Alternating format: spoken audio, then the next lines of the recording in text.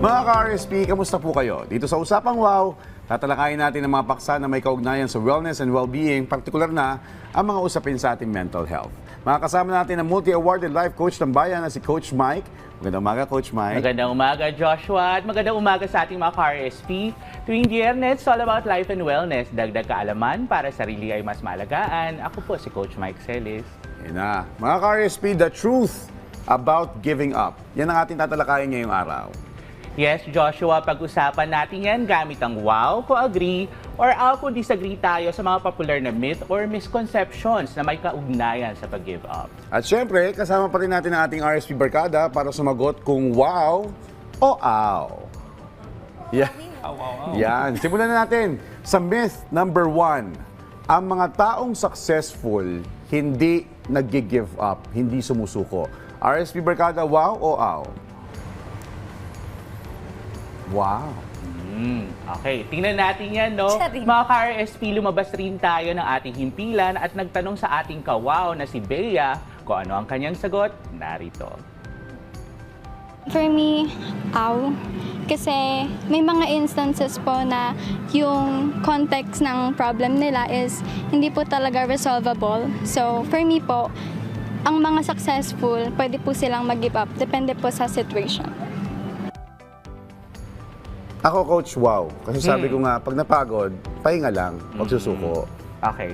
Conditional. Okay. Bakit Conditional, conditional? okay. Ang mga taong successful kasi, no, hindi sila nag-give up pagka-focus talaga sila dun sa goal nila. Okay. However, nag-give up sila sa mga bagay na hindi in alignment doon. Ang ibig sabihin, mga habits, mga situations, mga tao, or mga bagay na pwede makadistract sa kanila. Oh, lalo na sa mga kaibigan na toxic, ganyan. Correct. Pwede mo na Hindi i-give walang up. ambag, let go mo lang. Yes, Di ba? okay. Mag-give up ka Sa na ating doon. RC Barkada, bakit puro wow tayo? Same with you. Kasi ako naalala ko yung kanta ni Rick Ashley. Oh. Never gonna give you up. Never gonna give you up. Never gonna. Yan. Yabat Oh, wow, wow, yeah, wow, wow, wow, wow. Wow lahat, wow lahat. Now, let's move on to myth number 2. Ang taong nag-quit o yung taong sumuko ay mahina. RSP Barkada, wow o aw? Aw. Aw. Ako naman lahat. O, tingnan naman natin ang sagot ng ating kawaw na si Jamaica Shane. Aw, kasi since ako as a youth, I'm in the phase of exploring things. So I'm finding kung saan ako komportable, kung saan ako nag-e-enjoy. So hindi ka mahina. You're just finding comfort and enjoyment. Out din ako dyan, Coach. Kasi quitting doesn't mean na mahina ka. You just have to prioritize yung mga importante sa buhay mo. Ako din. Din ako doon. Sadly lang, no, Joshua, kasi parang ang society natin, merong konteksto na kapag nagko-quit ka, Okay. di ba, meron silang parang never give up na mantra.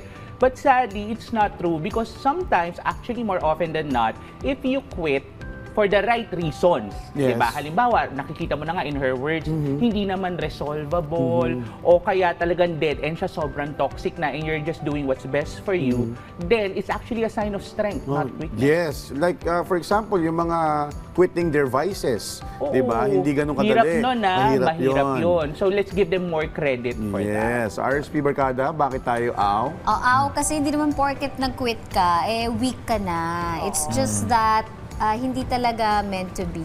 Hindi meant to be. And learning how to say no din, di ba? Yes. Para maabot mo yung mga goals mo, may mga things na kailangan mo i-reject.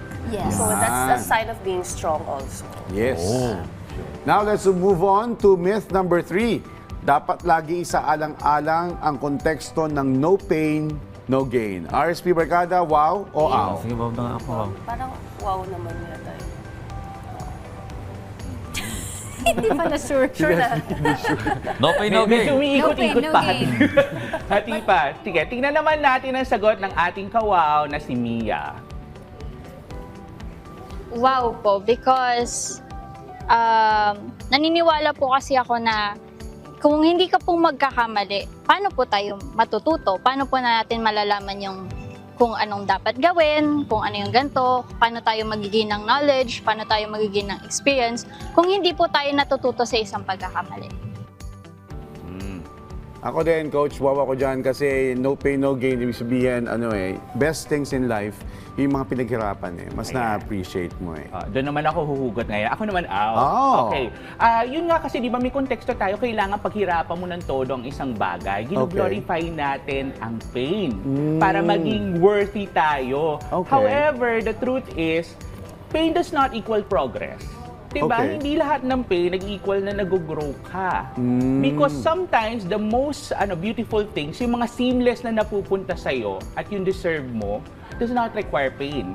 Okay. So, yun yung konteksto nun. Okay. Audrey, bakit wow? Ayan. Kasi nanood ako nung Rocky 4, No Pain, No Okay. Gain.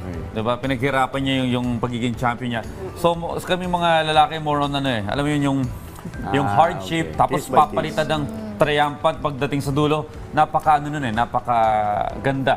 No? Na yung bagay na meron ka, ay Pinaghirapan pinaghirapan mo. mo ng todo-todo. Ako iniisip ko lang fitness no pain, no gain. So, Ganun kailangan din, mo paghirapan yun. to be fit. So, iba-ibang Iniisip context. ko ngayon So ano naman, sa akin parang pag ganun-ganon ako, pero parang papunta ako sa Kasi nga, hindi naman lahat ng parang bagay na paghihirapan mo nga ay parang worth it. So like, may mga alamig, may mga bagay na parang kahit na hindi mo paghirapan, parang may mga bagay na para sa'yo kasi talaga Ibig mo sabihin, may mga bagay na madaling nakukuha. Yes, na parang Nepo baby. Parang Pag binanganak kang nasa yun na lahat. Hindi Yun, Di ba ganun? yun. Kasi may mga tao din na madiskarte. Alam mo yun, parang they just hindi- know how to do it Oo, yeah. quickly. Parang and work easy. smart, not hard. Parang ganon. Case Diba? by case. Leslie. Case by case basis pala naman. Well, on that note, maraming salamat po. Multi-awarded life coach ng bayan, Coach Mike Celis. At sa ating mga ka-RSP, lagi po natin tatandaan na lagi natin gawing wow ang ating buhay. Pag may aw, wag baliwalain.